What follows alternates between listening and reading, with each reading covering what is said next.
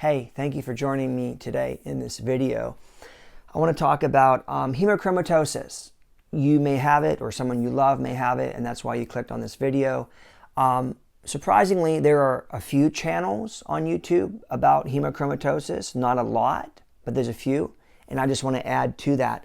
So I was diagnosed almost 2 years ago with homozygote genetic hemochromatosis. I have the C282Y genetic variation, and so I have a gene from both parents. So I'm very defective. My body really has a hard time dealing with iron, absorbing iron. And so after I was diagnosed, I was really upset. It really bothered me. I remember I had a dental appointment that day, and I went and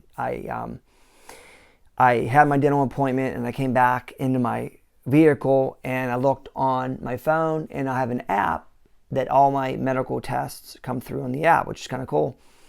But I looked at the I looked at my phone, I looked at the app, and the nurse, after being tested, it took like 3 weeks for the test results to come back.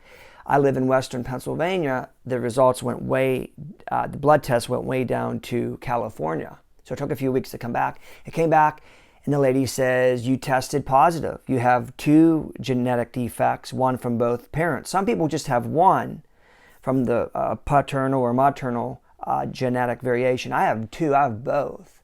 And so it really kind of sucks. And I remember I was just really upset. I grabbed my phone. I just threw it as hard as I could against the passenger seat floor. And I was saying some stuff that wasn't very nice to say, but I was just filled with frustration. And maybe you're there, and I can relate to you. I can understand. I started to think, what am I going to do? And the biggest thing with this disease is, there's blood involved and there's big needles involved. And I hate both of them. I hate seeing blood. It grosses me out.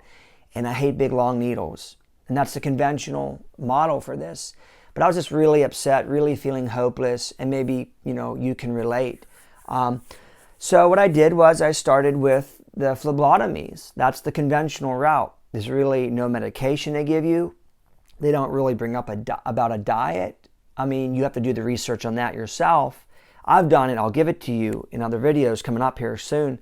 But the thing is, they don't, if you ask about exercise, diet, lifestyle modifications, the doctors are like, try to eat a healthy lifestyle, try to eat healthy foods, but they don't really tell you too much.